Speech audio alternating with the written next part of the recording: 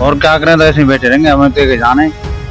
हाँ, अनपढ़ आदमी हम तो। क्या वो दम जाने का तू मत पता है भाई, तो गालेंगे ना तू कैसे ले रहा 10-5 हजार टूट गई, तो अब यहाँ क्या हो, मशीन बंद होनी चाहिए, ये बात कैसे मशीन बंद होगी? मशीन बंद करो नहीं, कौन करेगा? ये करेंगे वो सरकार करेगी, वो करे। कोई जो लोग मुद्दा उठाता है उसको कह देते हैं ये दारूबाज है, ये भ्रष्टाचार है, ये कमीशन खोर है। वो तो मेरे बैलेंस चोरी में डर है, कच्ची नाम वो उसकी वजह से। अगर वाकई सरकार इनकी तरफ अगर ध्यान नहीं देगी तो फिर अगले चुनाव में ये सरकार की तरफ जरूर ध्यान देंगे। भरतपुर जिले के भुसावर उपखंड के कारवान गांव के अंदर शाम के टाइम हमारी टीम खड़ी है।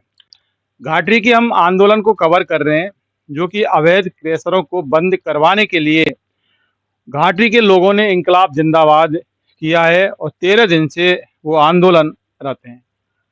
कारवान में हम यहाँ खड़े हैं और जो भरतपुर है, भरतपुर को बताने की जरूरत नहीं होती, क्योंकि मुख्यमंत्री राजस्थान के जो मुखिया है ना, वो भरतपुर के रहने वाले हैं और वही भरतपुर की हम बात कर रहे हैं। अवैध क्रैशरों से बहुत ज़्यादा नुकसान इन लोगों को हो रहा है, लोगों के मकान टूट रहे हैं, दरारें आ रही हैं, लोग मर रहे हैं, गंभीर बीमारियों से ग्रसित होकर मर रहे हैं, स्लो कोसिस जिसमें बहुत ज़्यादा गंभीर बीमारी है। एक बार दिखाओ, ये मेरी सहयोगी को बोलूँगा कि ये लोग यहाँ क्यों खड़े हैं शाम को, इधर दिखाओ इनको। ये काफ़ी तादाद में यहाँ पर ये लोग हैं, यहाँ कोई तमाशा नहीं हो रहा, कोई तमाशा देखने के लिए ये लोग आए हैं, क्योंकि यहाँ बहुत बड़ा हादसा अवैध क्रैशरों से हो गया, जो कि ब्लास्टिंग करते हैं, होल करते हैं पहाड़ों को। ये खनन माफिया लगातार हमारी प्रकृति को नष्ट कर रहा है। जहाँ सुप्रीम कोर्ट और देश के तमाम हाई कोर्ट समय समय पर आदेश जारी कर रहे हैं कि अरावली को बचाना होगा, अरावली को बचाओ, लेकिन सरकार कोर्टों को नहीं मानती। यहाँ आपको दिखाएंगे, देखिए एक नज़ारा दिखाते हैं, ये देख, इधर आओ। मेरे सहयोगी को बोलूंगा कि ये जो है ना, ये पार्ट और जिसे बोलते हैं, ये देखिए ये पूरी टूट गई। इधर आओ, आपको लग रहा होगा कि अगर ये टूट गई तो इसमें कहने वाली बात क्या है।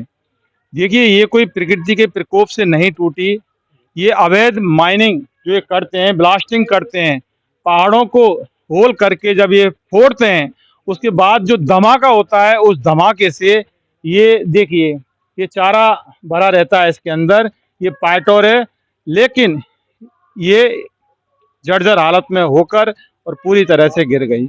अगर जरा सोचिए कि अगर इसके अंदर कोई इंसान होता या कोई जानवर होता तो वो खत्म हो चुका होता। बहुत बड़ा ये दर्दनाक मामला है और 6 अगस्त की सुबह ये जो हादसा है ये हुआ है। सीधा सीधा अगर कहें कि ये सारी जो घटनाएं हो रही हैं, ये अगर कोई कर रहा है तो ये खनन माफिया कर रहे हैं। देखिए, खनन माफिया जिस तरह से 40 अंग्रेज आए थे, पूरे देश पर 400 साल राज करके चले गए थे, इसी तरह से ये माफिया यहाँ पर पनप चुका है, पूरी तरह से पनप चुका है। और सरकार और सरकारी तंत्र और सरकार में बैठे जो नेता हैं और सरकार में बैठे अफसर हैं, उन लोगों की सह पर, इन लोगों की जान लेने पर आमदा हो चुका है खनन माफिया।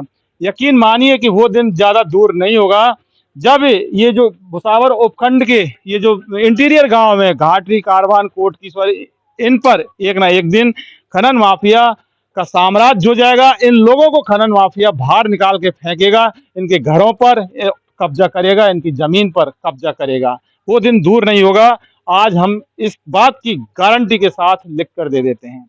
इन लोग हैं, इनसे बात करेंगे। कौन इसका, किनका था ये, किनका ये पार्ट और किसकी थी? आपकी थी? हाकिम, ये तो बहुत ज्यादा गलत हो गया। गलत तो है साहब, मैं कहा करूँ, गलत तो गलत है, ब्लास्टिंग हुई थी और ढेंस गई। नहीं तो ब्लास्टिंग तो उन्होंने की थी, धंधा तो उनका है, वो अपना धंधा करें, लेकिन उस धंधे से जो दुष्प्रभाव पड़ रहा है उससे आपके मकान क्यों टूट रहे हैं, आपके आदमी क्यों मरते हैं? यही थोड़ी टूटा है और गांव में दरार पड़ रही है। हाँ, पड़ रही है, दरार पड़ रही है, हमने देखी है। तो अब इसके लिए आप क्या करोगे? ये मकान टूट गया आपका, अब ऐसे बैठे रहोगे फिर? और क्या करें, तो ऐसे ही बैठे रहेंगे, हमें तो जाने। हाँ, अनपढ़ आदमी हम तो। देखिए, ये ग्रामीण हैं, भोले भाले हैं, ज्यादा पढ़े लिखे नहीं है, और इसी का फायदा ये खनन माफिया और सरकार में बैठे भ्रष्ट अधिकारी इसी का फायदा उठा रहे हैं ना। अगर ये एजुकेटेड होते अब बिल्कुल तो साहब वो भाई जो उठा नहीं कर पाते। हाँ ना बस साहब कहा अब गरीब आदमी है, देखो पाटो टूट गई। अब ये आप तो का है, अब पहले सिलकोसन से मरी गए आदमी। ये लोगों से हाँ सिलकोसन से ही मरे, और फिर अब ये टूट गया। अभी गरीब लोग हैं, क्या करें बेचारे, क्या कर ये तो सके। बहुत ज्यादा गंभीर है मामला। ये अगर तो इसके पैसा अंदर वाला- अगर कोई होता अरे तो आप समझो बात हाँ को, मर जाते हैं हम, का है खत्म हो जाता। बिल्कुल खत्म हो तो है जहाँ तो। अब कल पर से कोर्ट की मुंह है वो कल तिमन गुजर तमन गुजर हो ना परसों ना। अब का पत्थर की मशीन 50-60 लाख रुपया लेके ना कसु को 20 लाख दे दिया। फिर जो दमंग लोग है ना दलाल खा गए। दलाल हैं, फिर दलाल ने ले लिया कसुक, तो कसुक भाव दे दिया और धमका के ना और ढेर तो टके तो भलानी बात है। हट भोजरी गैस के गाड़ी दें बेचारे सख्त लगा जाओ का करेंगे, ये बात है। और ऐसे करें ये, और हम का या वो धमकाने का तू मत पता है भाई, तो का लेन तू कसु ले ला 10-5 हजार। अब 10-5 हजार की बात है, तो कम से कम 50-60 हजार रुपया नहीं, फिर तो वो हमको भी धमकाएंगे। हाँ धमकाएंगे साहब, धमकाएंगे। तो सवाल ये है कि धमकाने वालों को देखा जाएगा। अंकल जी इधर आइए बाबा, ये गंभीर क्या है। करें, गरीब आदमी की टूट गई तो अब यहाँ क्या हो, मशीन फशीन बंद होनी चाहिए, ये बात क्या में और क्या है। कैसे मशीन बंद होगी? मशीन बंद करो इनने, कौन करेगा? ये करेंगे सरकार करेगी, वो करेगी, सरकार ही तो करेगी। हम बार गरीबन पे तो है। सरकार तो सुन नहीं रही, वो लोग बैठे हैं काफी। सरकार सुनेगी कैसे नहीं, कब सुनेगी सरकार? सब सुनेगी सरकार, क्यों नहीं सुनेगी। सुन लेगी, विश्वास और है आप- अरे सुनेगी कैसे नहीं, किसने सुनेगी? आपकी सुनना सरकार है। पड़ेगा, सरकार को आपने सुनना तो बनाई पड़ेगा। ना सरकार, है? आपने तो बनाई है सरकार। और हमने ही बनाई है, हमारी बनी हुई है, और हमने ही खा रही है, हमने ही मार रही है, हमने गरीब आदमी नेट कर रही है, मकान में नेट कर रही है, अरे देखिए खेती में सरकार- नुकसान कर रही है, सब धंधोर मतलब घर दे रही है, और ये रही है ना रही। देखिए सरकार, राजस्थान की सरकार कोई पाकिस्तान से तो आई नहीं है। इनका कहना है कि इन्हीं ने वो सरकार बनाई है, और सरकार आज नहीं तो कल इनकी बात सुनेगी। हम बात करते हैं, ये युवा हैं, क्या क्या कुछ कहना चाहते हो इसके बारे में? सर, देखिए, ये हमारा कहना काम दिखाने का था। गांव में बहुत आक्रमण हो रहा है, भुसावर से लेके ठेठ बल्लभगढ़ तक, ओवरलोड डंपर, ओवरलोड ब्लास्टिंग, प्रदूषण ने इतना नुकसान कर रखा है हद से ज्यादा, जो कि हमारे बच्चे पढ़ने जाते हैं स्कूल को, ओवरलोड वाहनों से बच्चे क्या है रोड को क्रॉस नहीं कर पाते, और इतने अतिक्रमण हो रहा है। सब रात क्रैशर ऐसी चलती हैं, बिल्कुल सूखी बटन, गर्द ही गर्द होती है। क्रशर वालों से कहते हैं सर इसको बंद कर लो। हाँ ठीक है कर लेंगे, फोन पे ये जवाब देते हैं, और अपनी अपनी गाड़ियों में बैठ के अपने घर चले जाते हैं। और गांव वाले लोग ऐसे ही परेशान होते हैं, कोई सुनवाई नहीं करता है, न शासन न प्रशासन। कोई जो लोग मुद्दा उठाता है उसको कह देते हैं ये दारूबाज है, ये भ्रष्टाचार है, ये कमीशन खोर है, कोई नहीं सुनता है।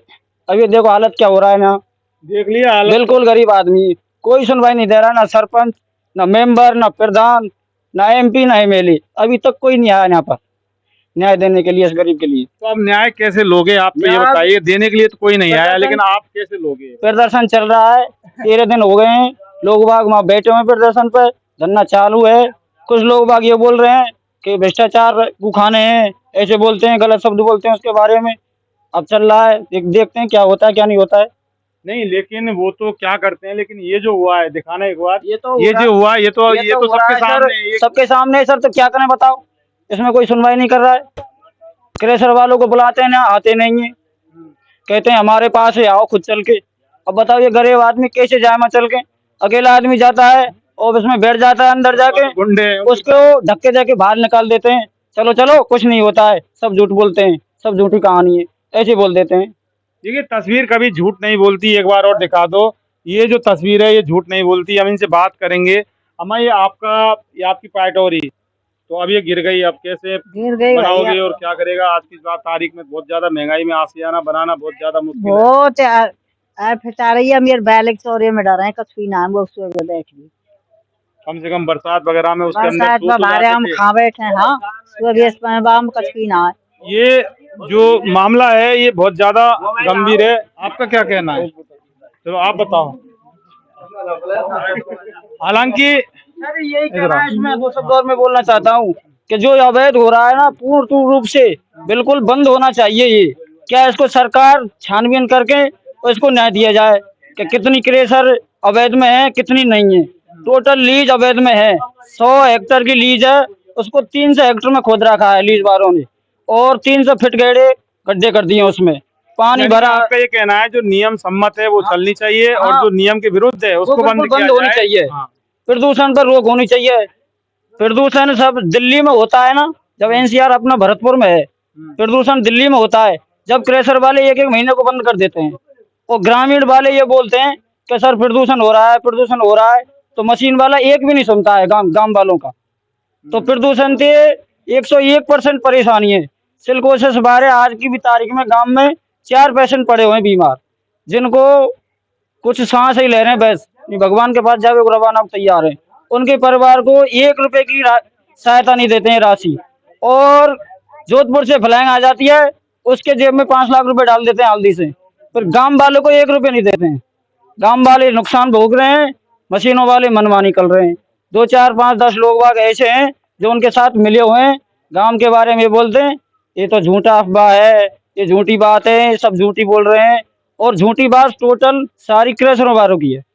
देखिए ये हालात हैं, लेकिन सवाल यही है कि देश संविधान से चलता है, देश कानून से चलता है, देश लॉ से चलता है।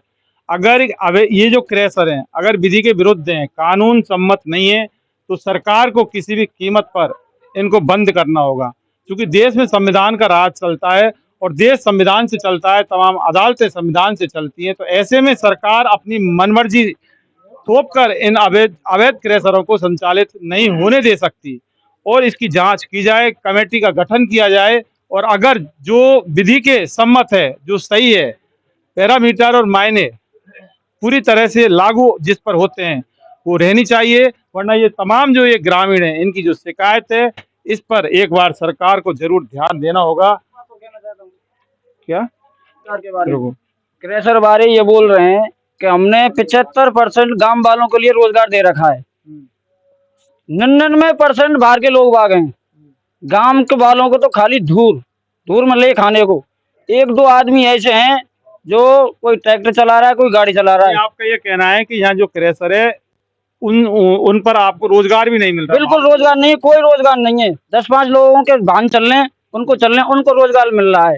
गरीब आदमी के लिए कोई रोजगार नहीं मिल रहा है। टोटल बाहर के आदमी है। अपने गांव में कम से कम 1000 आदमी है, कम से कम 100-200 नौजवान पढ़े लिखे हैं, उनको एक भी क्रेशर पर कोई मुनीमगिरी का काम नहीं है। टोटल नौजवान बेरोजगार डोल रहा है।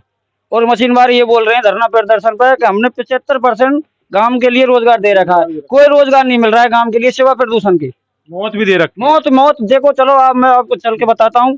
सिलिकोसिस के मरीज अब भी घर पे पड़े हैं, उनको कोई देखने तक नहीं आया कि तेरे क्या हाल है, क्या चाल है, क्या हो रहा है, क्या नहीं हो रहा है। वो मर रहे हैं आगे और गले मर गए, और अब भी मरेंगे आगे, ये ऐसा चलता नहीं तो साहब। लेकिन ये जो पायटोर ये टूटी है, इनका आरोप है कि ये अवैध ब्लास्टिंग से ये टूटी है, इसकी तरफ भी सरकार को ध्यान देना होगा। अगर वाकई सरकार इनकी तरफ अगर ध्यान नहीं देगी तो फिर अगले चुनाव में ये सरकार की तरफ जरूर ध्यान देंगे। इन्वेस्टिगेशन मीडिया के लिए पवन कुमार के साथ कारवान से मैं जितेंद्र शर्मा।